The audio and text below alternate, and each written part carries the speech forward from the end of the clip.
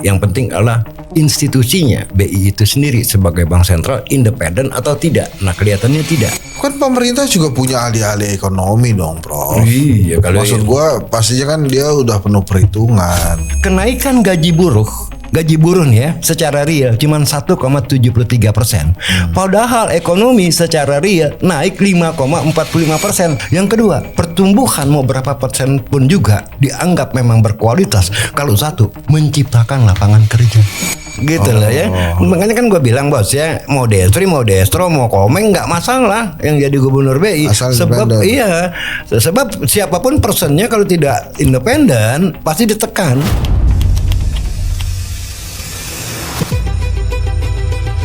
Menit ya, beberapa jam yang lalu lah ya. Angka itu lahir dari Ada seorang miris, Saya nggak usah sebutkan namanya itu. Soekarno itu dia PMI kan. Misalnya kalau kita mau pindah ke taman ya cuma dapat 20. Sekarang kayak kalau ke Jogja, jadi tinggal pilih. Nawarnya makin tertutup, makin mudah masuk. Bersujudlah di kaki ibumu. Bismillahirrahmanirrahim. Assalamualaikum warahmatullahi wabarakatuh. Tak kenal maka tak sayang kenal terus. Kalau sayang kenal terus jadinya.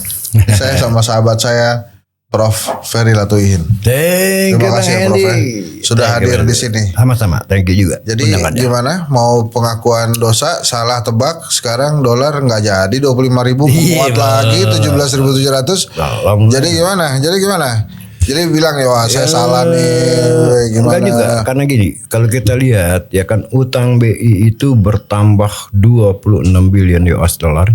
Oke. Ya kan? Dan kemarin kelihatan lagi dari financial account kita ada masuk ke BI 7 billion US dollar yang saya yakin itu adalah berasal dari bilateral swap agreement dengan Cina. Oke. Nah, tujuannya apa? Diambil lagi 7 billion US dollar, tujuannya untuk menahan dolar agar tidak kabur ke 18.000. Jadi ini intervensi yang gila-gilaan ya. Ya, tapi gimana caranya intervensi sih kan kita gimana cara yang mengintervensi Karena BI dolar kan iya. dolar nih global yang main. kan? Bener, Kita mau punya duit berapa mau nahan itu? Nah, itu pertanyaan yang bagus ya. Kenapa istilahnya begini, berapa lama sih bisa dijaga ya kan? Dolar ini, rupiah ini dalam tekanan yang sangat dahsyat dan BI setiap hari aktif di market siang malam baik onshore maupun offshore. Bahkan sekarang kalau kita beli dolar per bulan katanya udah dibatasi tinggal 10.000 jumlahnya gitu kan ya.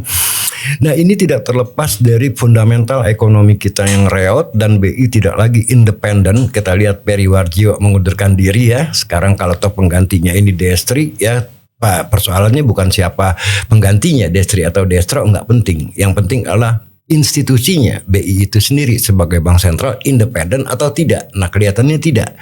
Karena apa? BI melakukan intervensi luar biasa. Tadi saya katakan ya 26 billion US dollar ditambah 7 billion US dollar ya untuk bilateral swap agreement untuk membela rupiah, dan lebih parah lagi swap position, artinya investor asing yang masuk ke Indonesia dan melakukan transaksi swap dengan BI, yaitu membeli kembali dolarnya nanti ya kan kalau dia masuk ke SRBI yang yieldnya 7,7%, itu jumlahnya 35 billion US dollar bos. Sedangkan cadangan devisa kita cuma 145 miliar US dollar, dan di mana 40 miliar US dollarnya itu utang. Nah, ngeri gak sih? Ngeri, tapi maksud Nah. gua kan pemerintah juga punya ahli-ahli ekonomi dong, Prof. Iya, kalau Maksud gua pastinya kan dia udah penuh perhitungan gitu. bos, tahu nggak bos? You know what? Jokowi Jokowi meninggalkan jabatannya itu mewarisi utang 8.300 sampai 8.500 T. Orang marah bos sama Jokowi kan? Karena pada waktu beliau naik utang kita itu cuma 2.000-an triliun. Begitu beliau turun dari presiden 8.500 triliun. Lebih gila lagi, pemerintah ini belum 2 tahun sudah nambah utang 1.800 triliun. Sekarang jumlah utangnya itu 10.300 triliun bos. Dalam waktu yang kurang dari 2 tahun naiknya 21,17% bos. Do we have any choice? Nggak ada opsi lagi. Mau nggak mau emang mesti ngutang. Iya, nah masalahnya utang itu sendiri nggak masalah. Jangan salah sangka. Sama kayak perusahaan ngutang, tapi kalau untuk capex, untuk mengangkat productivity, untuk mengangkat sales, untuk mengangkat profit itu nggak masalah.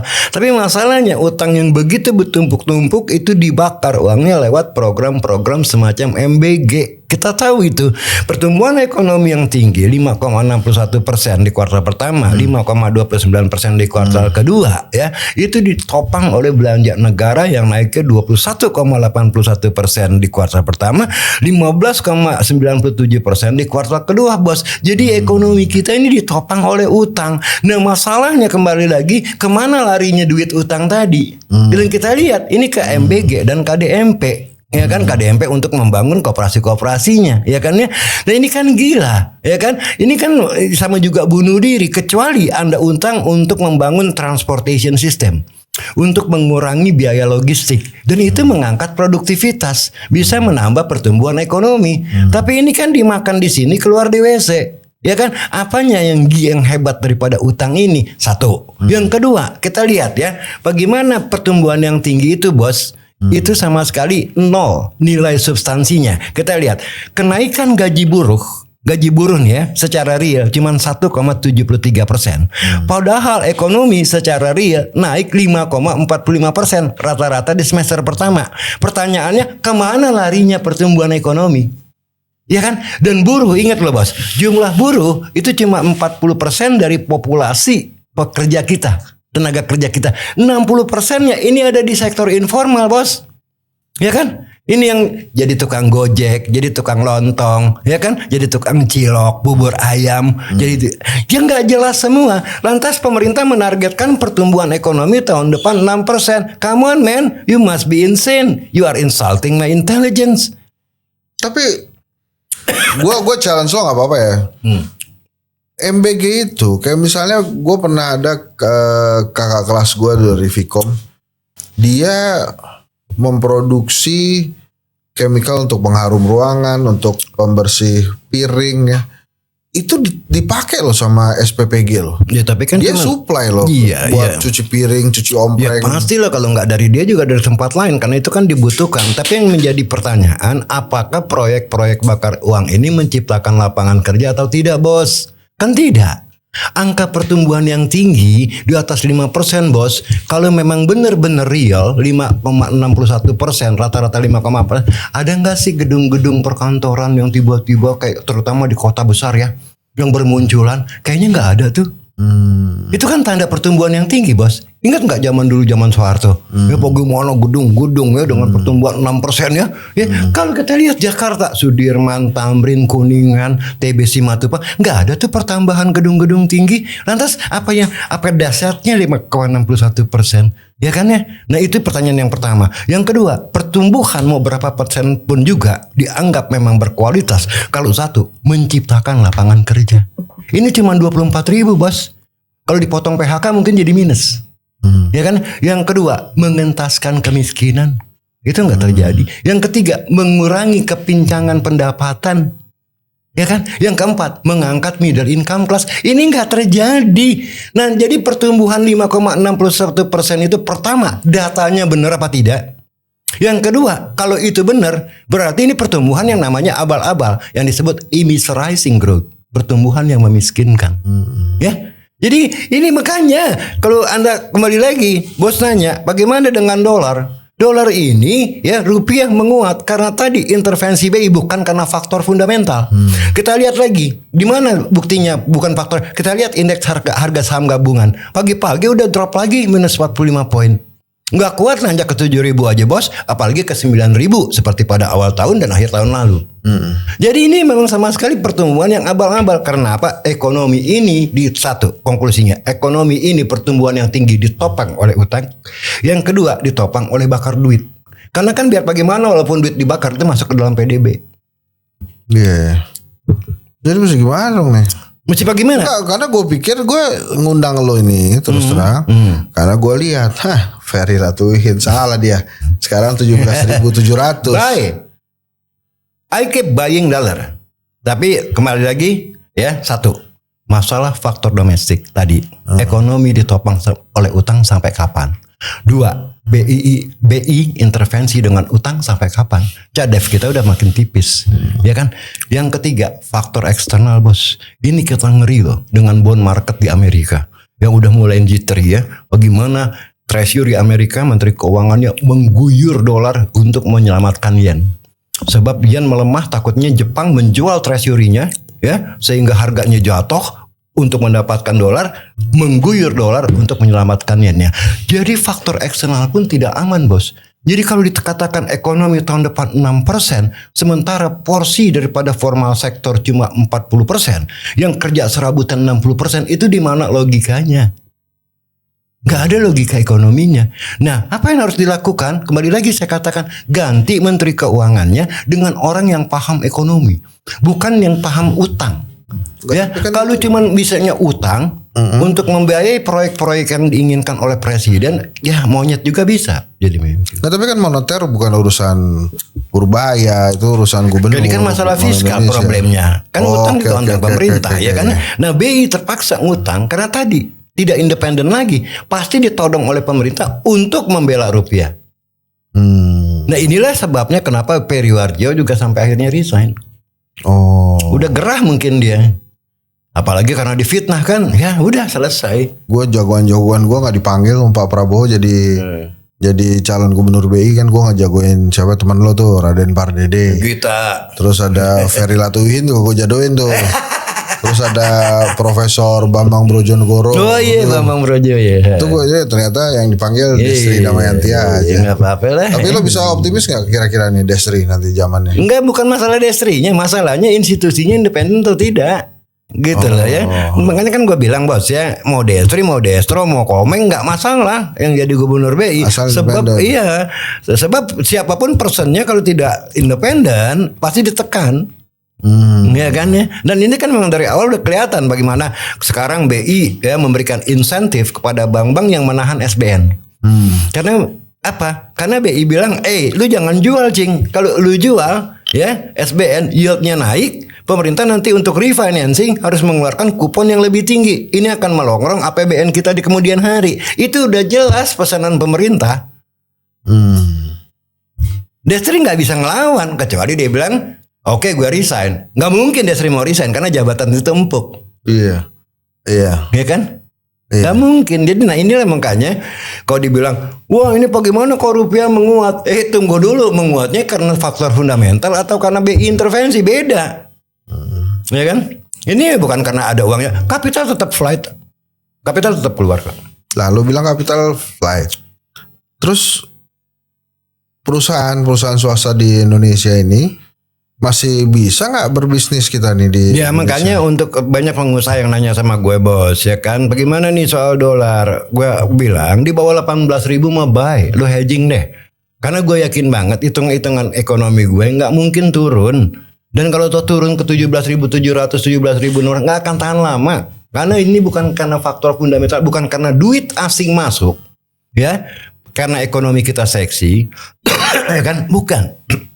Duit asing masuk pun jangka pendek bos, yaitu SRBI. Dan SRBI pun mereka beli itu tidak naked, tidak telanjang. Artinya dia melakukan swap dengan BI, begitu jatuh tempo SRBI-nya dia membeli dolar balik dengan harga yang sudah ditentukan di depan. Jadi duit yang cuma transit doang. Nah, sekarang kita tegas-tegasan, ekonomi kita seksi nggak nanti? Yuk kagak lah, kalau ngeliat kayak begini mah nggak ada seksi-seksinya. Lah porsi informal sektor aja 60% bos, orang yang kerjanya serabutan, sarjana 1 juta nganggur bos, 7 juta itu nggak jelas.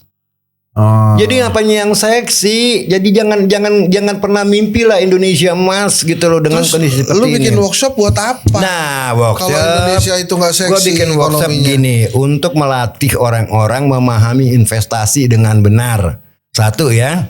Tapi kan nggak seksi. Gini, bukan masalah nggak seksi. Semuanya yang namanya investasi ada harganya, bos. Ya kan ya. Nah kita harus tahu pada saat kita memberi atau investasi di satu saham, BMRI misalnya, BBCA, kita harus tahu ini kemahalan atau tidak. Harganya bakal keberapa nih kalau gue beli lagi sekarang? naik nih. Iya, kan kita harus tahu dulu, ini bakal kemana, ya kan? Harganya ya. Nah itu gue kasih dengan simulasi, bos. untuk mendeteksi harganya bakal kemana. Dan terjadi. Semua nggak ada yang nggak puas bos dalam workshop gue. Karena gue ajarin secara praktis. Peserta harus datang bawa laptop. Kita bekerja dengan real data dan Excel. Real data laporan keuangan emiten kita bedah satu-satu. Ya kan. Sampai akhirnya kita dapatkan financial metrics-nya untuk mengukur harga sahamnya ini bakal kemana nih selama setahun.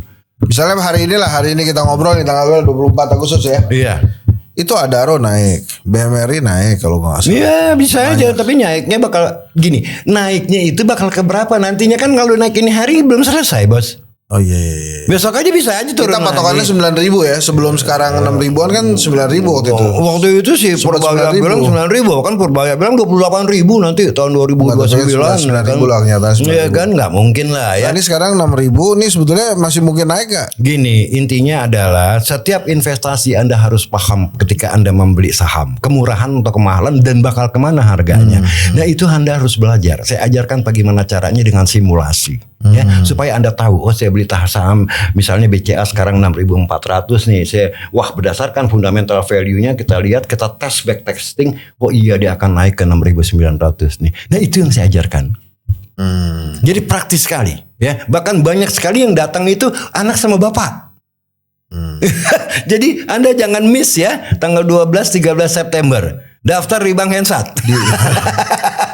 Saja. Jangan daftar ke sini nih. Itu 12-13 September di mana? Di Hotel Ewan. Di Ewan. Nggak, tunggu gini, gue masih nggak ngerti tadi. Ini maaf ya Pul ya, ini saya nggak bukan ahli ekonomi. Lu bilang, Prof, sorry nih Prof, ekonomi Indonesia nggak seksi. Iya.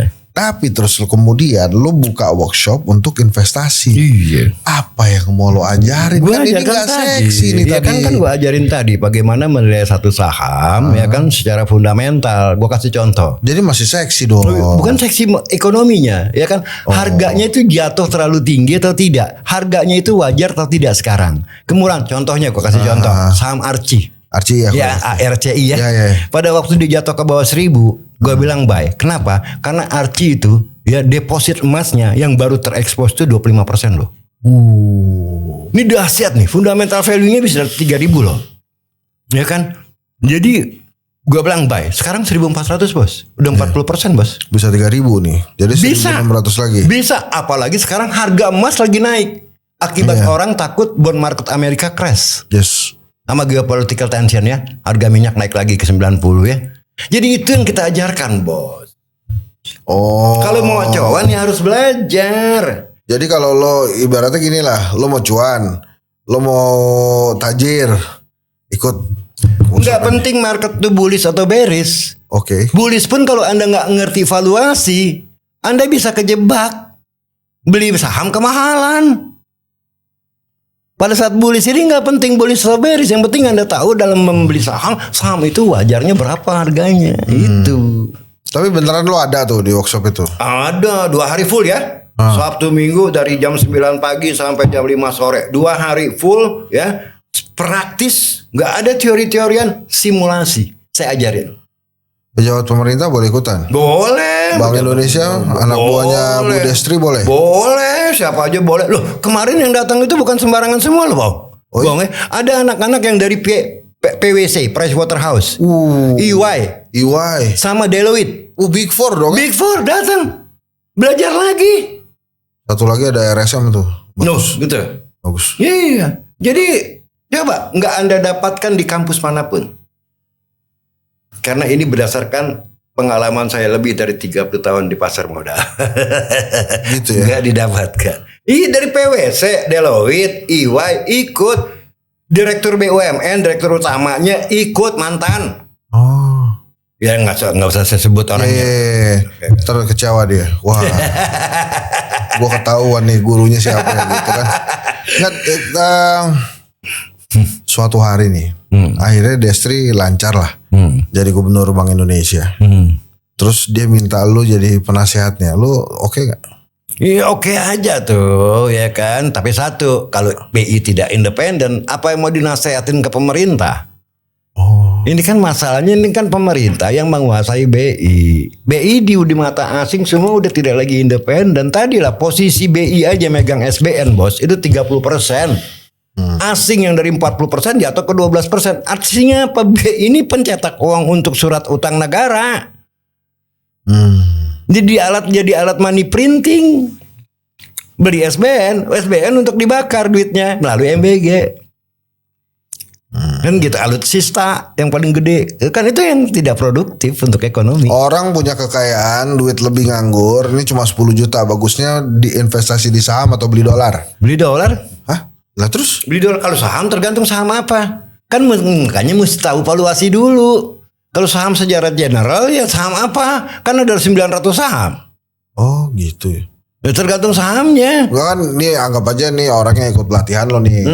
Prof, saya cuma punya duit 10 juta. Bagusnya saya diapain nih? Ya, Dolar atau saham? Nah, maunya saham apa? Kita pilih yuk yang bagus yang mana valuasinya. Ya kan beli di harga sekian nanti ya. Atau lo beli dolar gitu. Atau beli dolar. That's it. Investasi itu harus tahu. Ya, harus tahu reasonnya tuh apa. Ya terutama harga. Harga mau kemana? Properti gimana properti? Oke. Properti dalam keadaan kondisi bos. Ekonomi lagi. Sekarang bank kekeringan likuiditas loh bos. Akibat terserap sama SRBI semuanya. Bahkan kemarin kan ada isu bahwa nanti akan disuntik lagi dengan SAL 100 triliun. Tapi katanya mau diambil lagi. Ini kekeringan likuiditas bos. Nah ini bahaya kalau kekeringan likuiditas. Bahkan ada bank-bank yang berani nawarin deposit rate. Suku bunga deposito itu 6%. Kan gila. Biasa cuma 2,5-3%. Karena kekeringan likuiditas. Gue sih udah kena. Jadi jangan main saham bank. Itu satu kalau saya mesen soal saham. Apalagi bank-bank himbara. Tapi lagi bagus loh nilainya. Enggak, tadi saham Per bank hari pada ini enggak. merah semua saham bank mah naik sini hari Kan besok bagus, jebol naik. lagi. Oh, gitu. Enggak ada Enggak, per karena hari ini naik-naik, dia bagus economic cycle. Kalau ekonomi lagi booming, kredit booming. Pilihlah saham bank. Kalau ekonomi lagi nyungsep, kredit macet yang booming. Saham bank yang kena. Kan gitu logikanya. Gue nanya di gue nih. Gue masih nyicil rumah. Gara-gara Bank Indonesia naikin suku bunga, ikut naik nih bunga cicilan. Iya. Menurut lo, properti mendingan dilunasin aja atau udah biarin aja, ikutin aja cicilannya? Enggak, kalau ini suku bunga tinggi ini bakal panjang bos. Karena di US juga kena inflasi akibat harganya tingginya harga minyak. Iya. Nah kalau kita proyeksikan 5 tahun ke depan ini suku bunga masih tinggi, ya KPR juga naik sesuai dengan suku bunga yang tinggi. Kalau memang ada perjanjian untuk ngelunasin kan ente punya uang, lunasin aja udah. Kecuali nggak punya duitnya. Nah Ya itu. udah dicicil aja terus. Cicil lagi dengan harga dengan cicilan makin naik kali kalau sesuai dengan floating rate gitu kan. Oh, oke. Jangan properti lah. Nah, jadi kira-kira berapa orang yang boleh ikut workshop lo tuh? Oh, maksimal cuma 20 orang. Hah? Maksimal cuma 20 orang, nggak bisa lebih karena ini intensif sekali. Jadi kalau mau cepat-cepat daftar. Oh gitu. Karena intensif sekali. 2 hari full lebih dari 20 orang capek bos. Karena ini boleh bilang 2 hari itu full kita diskusi, kita simulasi untuk mendapatkan logika yang benar di dalam harga sahamnya. Praktis, nggak ada yang kecewa. Tadi saya orang-orang big four loh datang. Iya. PwC, EY, Deloitte, anak bapak datang, ya kan?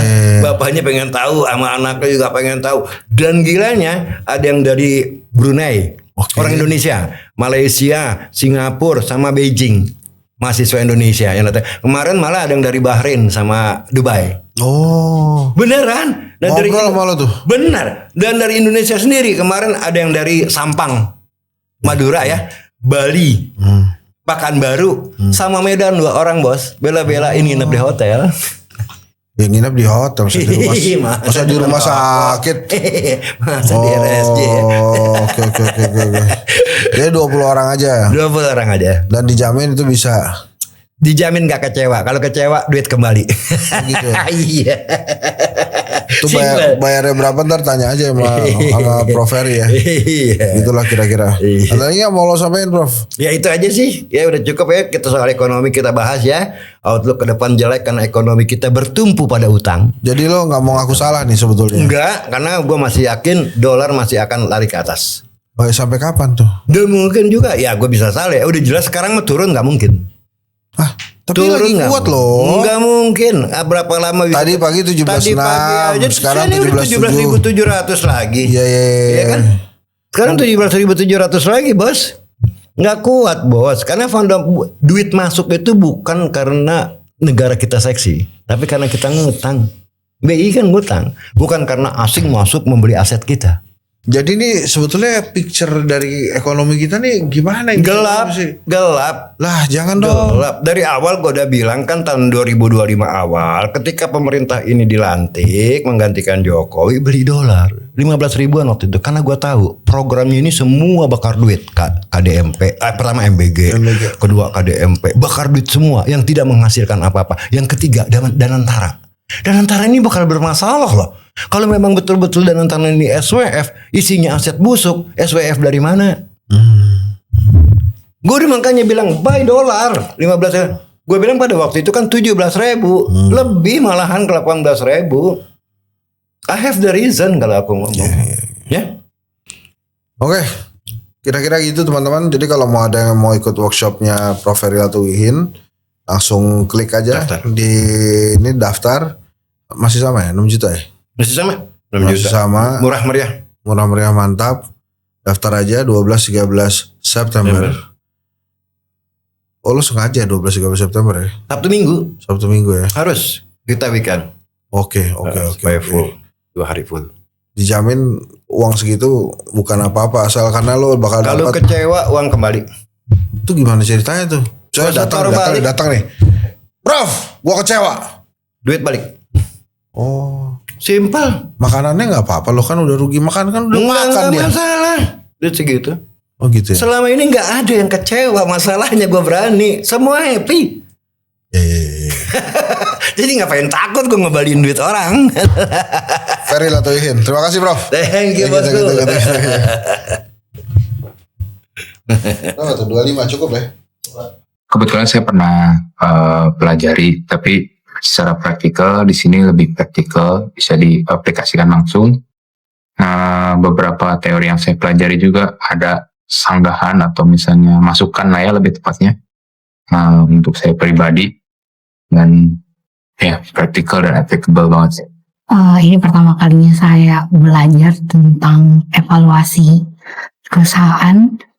Semuanya baru buat saya dan ketika belajar di sini cukup bisa dipahami dan mudah diterapkan. Dengan mengikuti kelas ini saya menambah wawasan dan skill saya di bidang finance, terutama di valuasi. Kelas Prof. Ferry ini jelas insight baru yang nggak didapat di luar sana.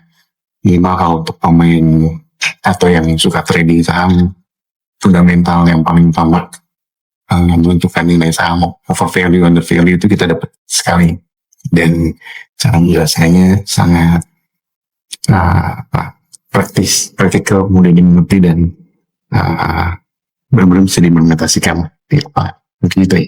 Alhamdulillah setelah mengikuti kelas business valuation ini menambah pengetahuan saya terkait bagaimana menilai perusahaan, dan tentunya tidak hanya perusahaan di mana tempat saya bekerja gitu ya, karena bidang saya terkait dengan finance itu, tapi juga untuk mengevaluasi perusahaan-perusahaan besar gitu yang listing di market, dan ini sangat bermanfaat sekali.